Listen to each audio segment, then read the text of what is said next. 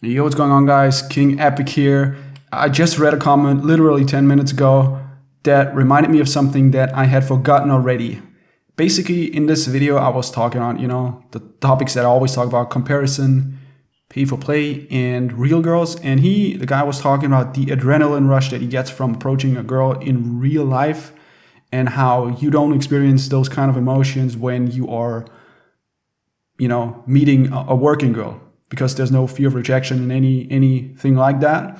It reminded me of online dating and the reason why I stopped doing online dating for many months. So I would say 7-8 months I didn't do any online dating. I'm not against online dating by any means, and I will probably engage in it more intensely than ever before in the future.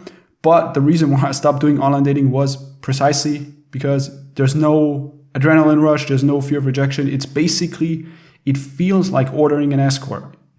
You're chatting with a bunch of girls, and then one of them, it's going well, and then you agree on a meetup time and a meetup point, and you know already that 75%, 80%, maybe 90% chance that first of all she's gonna like you, or there's not gonna be a harsh rejection, so you're not nervous or anything, and then it's very, very, very, very likely that you get laid as well. So again, you know the outcome already. Whereas with meeting girls in real life, you never know, right? She might reject you. She might, be totally into you. But when we compare,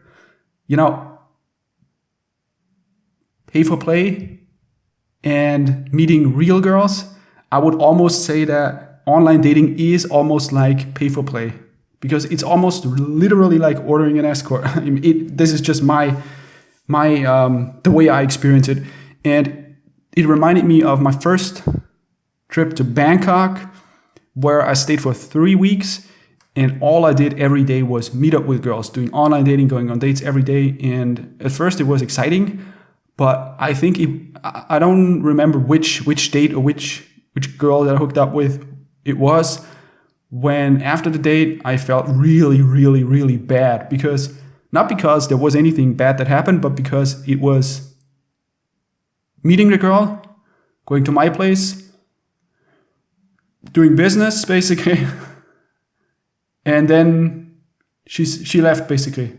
I mean, that's the perfect scenario, but it felt like what is the difference between that and an escort that I'm ordering to my room? The only difference is that I'm not paying for it, but it really felt like this. And in a way, it felt like, why am I spending this time? I'm going to this place to meet up with this girl. And then from there on, it's similar to an escort. But then I'm also, for 15 to 20 minutes in my apartment, we're talking. And she's like, why do you like Thai girls? And we have to stop and all of this stuff. It's funny how that is so similar to an escort or a working girl. And I know I probably come across as being against online dating. No, absolutely not. I'm just saying that in that particular scenario, it really felt like it. And basically this is what I wrote down. If you read my book that I have, where I wrote down the entire experience of that trip and all the girls that I met up with and how it went down. This was that. And then there was a phase as well where I thought about, I'm gonna totally automate online dating.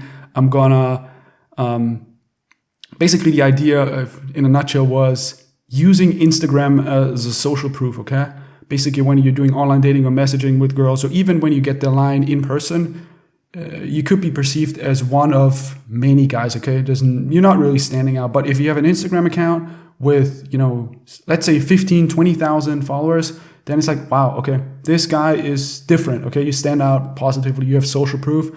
And there was a phase where I thought, okay, basically I'm a tool for various Instagrams account that I have already, different businesses, different niches, using a tool already called Follow Liker, where you can basically automatically post pictures. You can follow, unfollow, like, comment, all of that stuff. So you can very easily build up a profile where you get 50 to 100 Instagram followers a day.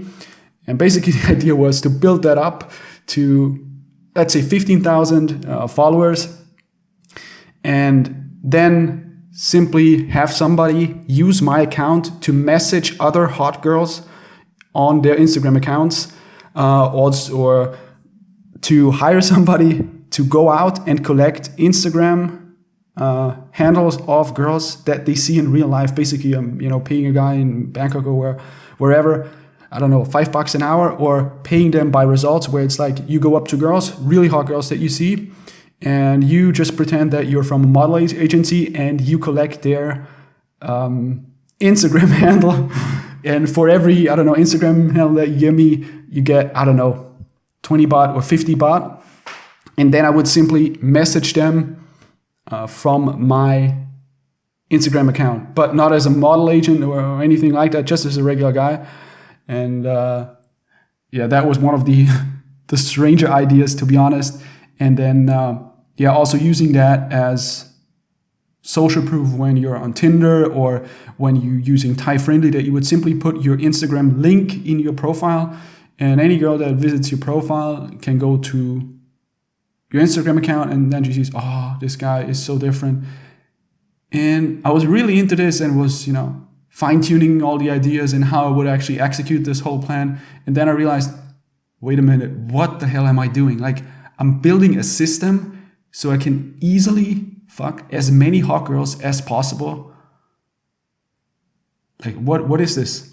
Is this a workout program, or is this... Then I kind of didn't realize what the point of that was anymore, because it's completely void of any kind of challenge.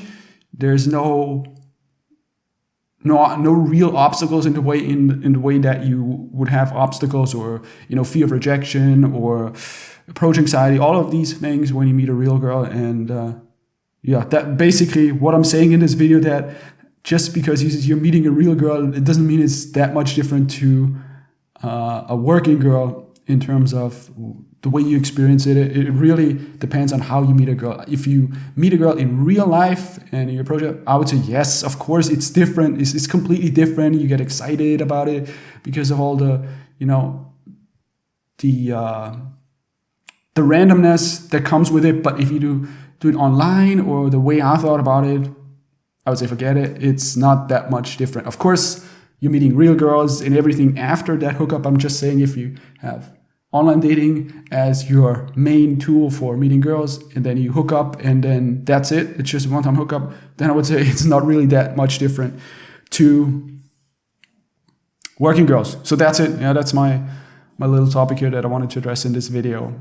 And I'm checking out, by the way, the book.